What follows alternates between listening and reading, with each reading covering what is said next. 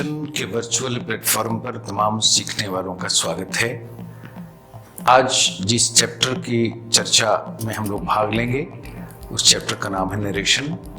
Narration grammar का वह chapter है जो दो तीन चैप्टर्स जो मोस्ट पॉपुलर चैप्टर माने जाते हैं, टेंस, वॉइस, नरेशन, उसमें एक स्थान रखता है पॉपुलैरिटी के लिहाज से। और जहां तक उपयोगिता की बात है, किसी भी चैप्टर से कम उपयोगी नहीं है और किसी भी दृष्टिकोण से। हमारा दो जगत होता है, एक लिखने का, एक बोलने का, और तीसरी एक आवश्यकता होती है, एक कोइंसिडेंस होता है परीक्षाओं को फेस करने का। तो परीक्षा में भी इसकी उपयोगिता स्वयं सिद्ध है। इसके प्रश्न बराबर जितने तरह के एग्जामिनेशन वर्ल्ड वाइड होते हैं, नरेशन से प्रश्न होते हैं।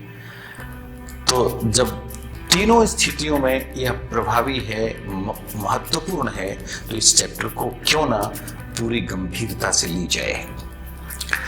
नरेशन वर्ड जो है ये नाउन है, नरेट वर्ब से बना है, जिसका मतलब होता है टू डिस्क्राइब और डिस्क्रिप्शन। हम यही एक बात स्पष्ट कर देना चाहते हैं कि इस चैप्टर का इनकॉर्पोरेशन इसलिए किया गया ग्रामर में कि ह्यूमन नेचर में, उसके इंस्टिंक्ट में यह है कि वो ऑलवेज कुछ न कुछ चीज़ों को डिस्क्राइब करना चाहता है, अपने एक्सपीरियंस को साझा करना चाहता है, किसी की कही गई बात को दूसरी, तीसरी, चौथी जगह रखना चाहता है। तो इन तमाम स्थितियों में यह चैप्टर अपने नियमों के साथ आपको सपोर्ट करने के लिए खड़ा है। नियम को जानिए और फिर हर स्थिति में इसका लाभ उठाएं आप। उसके लिए बहुत आवश्यक है कि इसका कंसेप्ट बिल्कुल क्लियर होना चाहिए। अब इसके नियमों के बारे में दो बात रखूंगा। जैसे जब हम डिस्क्राइब करते हैं तो स्थितियां दो उत्पन्न होती हैं। जैसे किसी स्पीकर के कथन को, उसके वक्तव्य को, उसके स्टेटमेंट को जब हम कहीं रखते हैं तो हमारे सामने दो विकल्प होता है। एक विकल्प तो ये होता है कि हम उसकी बात को हूबहू रख दें विदाउट अल्टरिंग एनी वर्ड। तो जब आप हूबहू शब्दशः रख देते हैं किसी स्पीकर के कथन को, तो वैसी स्थिति में बहुत हल्का नियम का सहारा लेना पड़ेगा कि जो रिपोर्ट कर रहा है कोई इंफॉर्मेशन, वो पोर्शन रहेगा, और उसके बाद विदिन इन्वर्टेड कॉमा किसी की कही गई बात को हम हूबहू रख देते हैं। कोई चेंज लाने की जरूरत नहीं है कि हमारा स्टेटमेंट जो हम रखते हैं वो विदिन इन्वर्टेड कॉमा हो। अब यहां हम और भी कुछ ग्रामेटिकल टर्म्स की तरफ ध्यान दिलाना चाहेंगे कि जैसे जब कोई व्यक्ति किसी की कही गई बात को कहता है तो जो वर्ब इस्तेमाल करता है, उस वर्ब को इस चैप्टर में नाम दिया गया है रिपोर्टिंग वर्ब या इंट्रोडक्टरी वर्ब। और जो रिपोर्ट करता है वो सब्जेक्ट आई हो सकता है, वी हो सकता है, यू हो सकता है, ही हो सकता है, शी हो सकता है, दे हो सकता है, कोई नाउन हो सकता है। तो जो भी हो उसका नाम इस चैप्टर में दिया गया है रिपोर्टर। तो रिपोर्टर, रिपोर्टिंग वर्ब और विदिन इन्वर्टेड कॉमा जो स्टेटमेंट होता है उसका भी एक स्पेसिफिक नाम है, और वो नाम है रिपोर्टेड स्पीच। ये reported speech always inverted comma के भीतर रखा जाता है। तो एक तरीका ये हो गया, बहुत हल्का सा नियम, और आप रख दें किसी की कही गई बात को। लेकिन प्रैक्टिकली होता ये है कि छोटी सी पंक्ति अगर हो, छोटा सा वाक्य हो, तब तो ये संभव भी है। लेकिन जब स्टेटमेंट बड़ा हो तो प्रैक्टिकली ये पॉसिबल नहीं होता कि किसी की कही गई बात को, किसी के कथन को, स्टेटमेंट को हम हूबहू रख, या कथन अगर बड़ा हो तो ऐसी स्थिति में प्रैक्टिकली पॉसिबल नहीं होता कि हम शब्दशः रख पाए, तो हमें मजबूरन उसके कथन का एसेंस या सारांश रखना होता है, और तब उसमें बहुत से शब्दों को बदलना होता है। और वैसी स्थिति में तब बहुत सारे नियम खड़े हो जाते हैं, और उन्हीं सारे नियमों को इस चैप्टर में हम लोगों को अध्ययन करना है, समझना है। अब इसके लिए तो जो दो चीजें स्पष्ट हो गई कि जब हम इन्वर्टेड कॉमा में किसी की कही गई बात को रखते हैं तो वह स्पीच डायरेक्ट स्पीच कहलाता है, और जब हम उसके कथन में परिवर्तन करके नियमों के आधार पर इन्वर्टेड कॉमास को हटा करके जब हम किसी की कही गई बात को रखते हैं तो वह जो स्पीच है वो इनडायरेक्ट स्पीच कहलाता है। तो जब हम शब्दों को बदलकर, लेकिन उसके तथ्य को नहीं बदलते, हम उसके सारांश को रखते हैं, तो उस स्पीच को के बारे में मैंने आपको बताया कि इसको इनडायरेक्ट स्पीच कहते हैं। इसमें इन्वर्टेड कॉमास का प्रयोग नहीं होता, और वाक्य चाहे रिपोर्टेड स्पीच में किसी भी फॉर्म में हो, चाहे वो नैरेटिव हो, चाहे वो इंटरोगेटिव हो, चाहे वो इंपेरेटिव हो, चाहे वो ऑप्टेटिव हो, चाहे वो एक्सक्लेमेटरी हो, रिपोर्टेड स्पीच के रूप में इन्वर्टेड कॉमास के भीतर वाक्य जिस किसी प्रकार का हो, जब एक इनडायरेक्ट स्पीच में हम बदलते हैं तो इस कन्वर्टेड फॉर्म में वाक्य के अंत में फुल स्टॉप लगाना पड़ता है। तो इसको हम लोग ध्यान में रखेंगे, और इस तरह से हम इसके सारे नियमों की बारीकी से चर्चा आपके सामने करना चाहते हैं। नरेशन में जो काम करना होता है हम सबों को, उस काम को हम कुछ इंपॉर्टेंट पॉइंट्स के रूप में, बुलेट पॉइंट्स के रूप में आपके सामने रखना चाहते हैं। जैसे एक काम इसमें करना होता है हर लोगों को, और वो है रिमूवल ऑफ इन्वर्टेड कॉमा। दूसरा काम इसमें है वो है चेंज ऑफ पर्सन, और तीसरा काम है वो है चेंज ऑफ टेंस। चौथा काम इसमें है चेंज ऑफ रिपोर्टिंग वर्ब और इंट्रोडक्टरी वर्ब, और पांचवा काम है change of other parts of speech relating to time and space. तो मुख्यतः ये 5 काम हर लर्नर को नरेशन के लिए करना होता है। अब इसके एक एक पक्ष को, जो मैं 5 पॉइंट्स हमने रखा आपके सामने, तो एक एक पॉइंट की विवेचना होगी, उसकी चर्चा होगी, और उसको आप बहुत इत्मीनान से समझने की कोशिश करें, देखने की कोशिश करें। अब पहला पॉइंट जो हमारा है रिमूवल ऑफ इन्वर्टेड कॉमा। यह भी बता दूं कि 5 में 3 जो हैं वो है उसको हम लोग जनरल रूल्स कहते हैं, क्योंकि ये तीनों सब में लागू है। ये कौन से जनरल रूल्स हैं? तो एक है हमारा change of person, change of tense और change of other parts of speech relating to time and space. ये जनरल रूल्स में आते हैं। ये सब जगह मुझे ये काम करना होता है, लेकिन इसमें 2 जो है, removal of inverted comma, of change of और चेंज ऑफ इंट्रोडक्टरी या रिपोर्टिंग वर्ब, ये 2 स्पेशल रूल्स में आते हैं, क्योंकि ये सब तरह के वाक्यों में इसमें परिवर्तन करना होगा। बाकी जो तीन जनरल रूल्स है वो सब पर लागू होता है इक्वली। जहां भी इसकी आवश्यकता है, चेंज ऑफ पर्सन करना है तो करना है, एक ही नियम है। चेंज ऑफ टेंस करना है तो करना है, एक ही नियम है। लेकिन ये दो जो है, रिमूवल ऑफ इन्वर्टेड कॉमा, कैसे हम इन्वर्टेड कॉमा को हटाएंगे, उसके रूल्स डिफरेंट सेंटेंस में डिफर करते हैं। और फिर जो रिपोर्टिंग वर्ब हमें इस्तेमाल करना है वो भी डिफरेंट सेंटेंस में अलग अलग होते हैं। तो ये दो स्पेशल रूल्स में रखेंगे हम लोग, और 3 को हम लोग जनरल रूल्स में चर्चा में रखेंगे। तो पहला है हमारा जो स्पेशल रूल का हिस्सा है, वह है removal of inverted comma. Reported speech जो इन्वर्टेड कॉमा के भीतर रहता है, कैसे उस इन्वर्टेड कॉमा को हम हटाएंगे।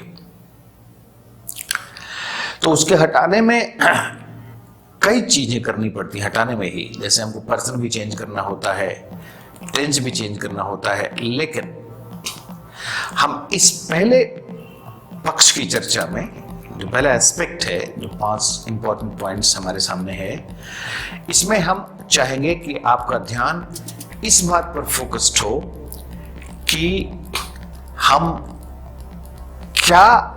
कौन सा लिंकर इस्तेमाल करेंगे। अभी हमारा ध्यान कहां नहीं होगा, चेंज ऑफ पर्सन पर नहीं होगा, चेंज ऑफ टेंस पर नहीं होगा, change of other parts of speech relating to time and space पर नहीं होगा।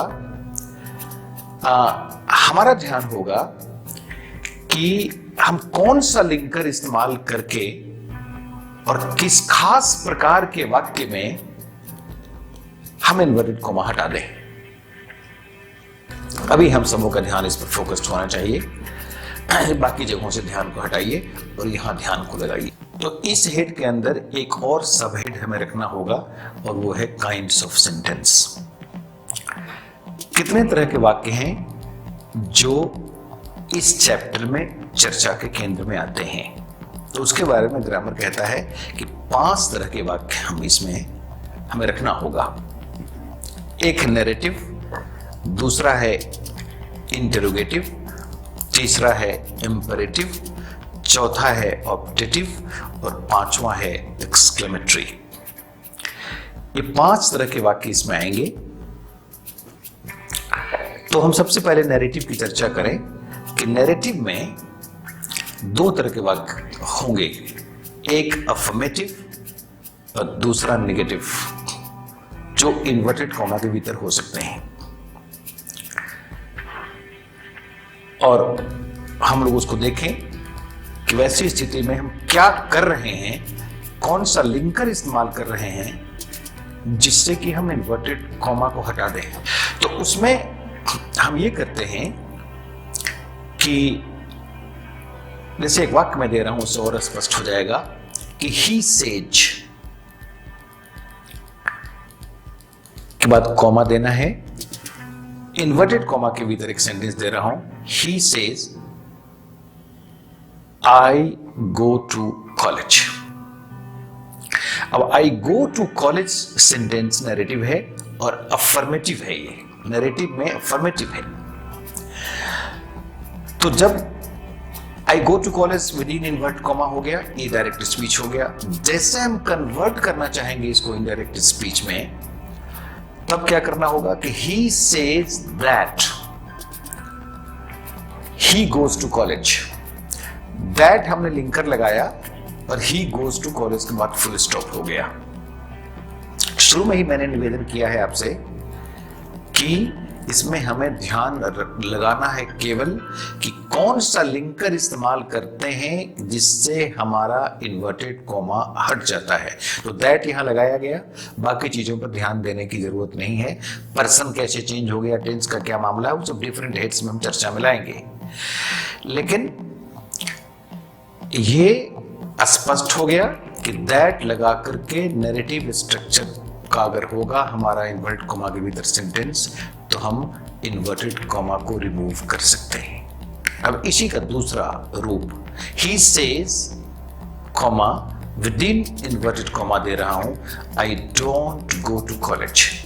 अब ये नेगेटिव सेंटेंस है लेकिन है नैरेटिव, तो इसको भी जब इनडायरेक्ट स्पीच में हम बदलेंगे तो यहां देखिए कि he says that he doesn't go to college. तो he doesn't go to college जो हुआ वो ही चेंज किन नियमों से हुआ यहां ध्यान नहीं देना है, डजंट क्यों हुआ यहां ध्यान नहीं देना है। अभी आपको ध्यान देना है कि यहां भी हमने दैट लगाया और इन्वर्टेड कॉमा हटा दिया गया। तो कंक्लूजन ये हुआ कि अगर इन्वर्टेड कॉमा के भीतर नैरेटिव सेंटेंस है, चाहे वो अफर्मेटिव हो या नेगेटिव, तो दैट लिंकर का इस्तेमाल करके हम इन्वर्टेड कॉमा को हटा सकते हैं, रिमूव कर सकते हैं। तो पहला कंक्लूजन तो ये हो गया पहले सेंटेंस में। अब दूसरा तरह का वाक्य जो आता है इन्वर्टेड कॉमा के भीतर, उसके बारे में है कि वो इंटरोगेटिव सेंटेंस हो सकता है। अब जब इंटरोगेटिव सेंटेंस होगा तो उस दिशा में हम देखें कि क्या करेंगे हम कि इन्वर्टेड कॉमा हटेगा। हमको रिमूवल ऑफ इन्वर्टेड कॉमा का हेड है जिसमें हम चर्चा कर रहे हैं, तो सारा ध्यान रिमूवल पर देना है। अब यहां देखिए he says do I go to college. अब do I go to college ये इंट्रोगेटिव भी है और इंट्रोगेटिव में एक किस तरह का वाक्य है, तो इसके बारे में ग्रामर कहता है कि ये वाक्य यस नो क्वेश्चन है।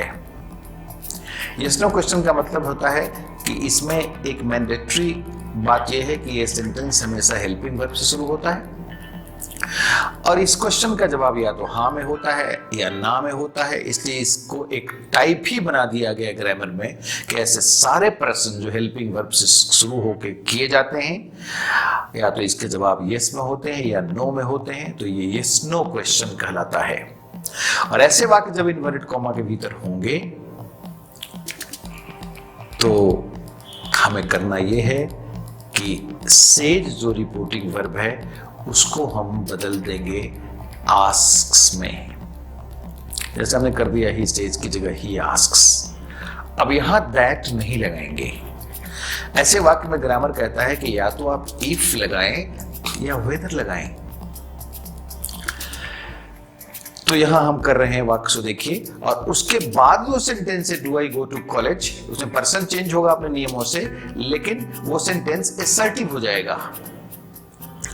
तब वाक्य की रचना फाइनली क्या होगी, तो देखिए कि ही आस्क्स इफ और whether he goes to college. अब इफ या वेदर लगा दिया, इन्वर्टेड कॉमा हट गया, फुल स्टॉप लगाया वाक्य के अंत में, और ये यस नो क्वेश्चन के साथ जो करना है वो हमने कर दिया। तो कंक्लूजन क्या हुआ कि यस नो क्वेश्चन जब होगा तो हम या तो इफ या वेदर लिंकर का इस्तेमाल करके इन्वर्टेड कॉमा को हटा देंगे। अब इंट्रोगेटिव स्ट्रक्चर में एक दूसरे तरह के वाक्य की भी चर्चा होती है और वो है WH क्वेश्चन। इसमें what, where, how, when, why से हमारा सेंटेंस शुरू होता है। प्रायः तो इसको देखें कि इसका जो इन्वर्टेड कॉमा है किन नियमों से हटता है। तो इसके बारे में नियम यह है कि ये एकमात्र स्ट्रक्चर है जिसमें WH वर्ड से ही सेंटेंस जुड़ जाता है। इसमें बाहर से किसी लिंकर को लाने की कोई जरूरत नहीं होती। जैसे वही जो WH वर्ड है उसी से वाक्य जुड़ जाता है, पर्सन अपने नियम से बदलता है, टेंस अपने नियम से बदलता है। जैसे ये वाक्य देखिए कि he says why do I go to college, तो इसका होगा फाइनली जो कन्वर्जन होगा इसका इनडायरेक्ट स्पीच में तो होगा he asks why he goes to college, full stop. तो यहां हमने कोई लिंकर इस्तेमाल नहीं किया, WH वर्ड से ही वाक्य जुड़ गया और इस तरह से वो स्टेटमेंट जो पहले था why do I go to college he says, indirect speech convert हो गया इनडायरेक्ट स्पीच में। तो इस तरह से हम लोगों ने देखा। अब तीसरे तरह का वाक्य है वो है इंपेरेटिव सेंटेंस। इस इंपेरेटिव में भी दो तरह के इंपरेटिव हो सकते हैं। एक हो सकता है अफर्मेटिव इंपरेटिव और एक हो सकता है नेगेटिव इंपरेटिव। और दोनों स्थितियों में हम देखेंगे कि कौन सा लिंकर इस्तेमाल हम करते हैं जिसके बाद इन्वर्टेड कॉमा हटता है। अब जैसे इंपरेटिव सेंटेंस जब हो तो इसको ध्यान में स्पष्ट कर लीजिए कि निश्चित रूप से यह सेंटेंस प्रायः वर्ब के V1 फॉर्म से शुरू होता है। जैसे एक सेंटेंस है he said,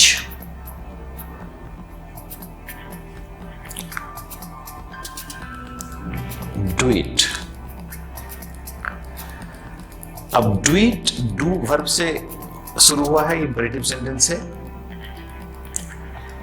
तो इसको जब हम हटाएंगे इन्वर्टेड कॉमा तब कौन सा रूप होगा, क्या लगाएंगे, इसको देखना है। तो ये होगा कि he orders, reporting verb change हुआ, सेज की जगह आ गया orders, to हम इस्तेमाल करेंगे he orders to do it। तो जब अफर्मेटिव इंपरेटिव होगा तो to लगा करके हम इन्वर्टेड कॉमा को हटा सकते हैं। फिर जब नेगेटिव इंपरेटिव होगा जैसे he says comma don't do it, वैसी स्थिति में हम क्या करेंगे कि इन्वर्टेड कॉमा हटेगा। तो उसके लिए हमें कुछ नहीं करना है, बस इतना ही ध्यान रखना है कि he says की जगह रिपोर्टिंग वर्ब चेंज होगा, he orders not to do it। मतलब अफर्मेटिव में to लगाया था मैंने और यहां लगाया जा रहा है not to। तो नेगेटिव में not to लगा करके इन्वर्टेड कॉमा हटा देंगे और इस तरह से दोनों वाक्य जुड़ जाएगा। तो इंपरेटिव का कंक्लूजन ये हुआ कि टू या नॉट टू को लगाकर हम इन्वर्टेड कॉमा को रिमूव कर सकते हैं।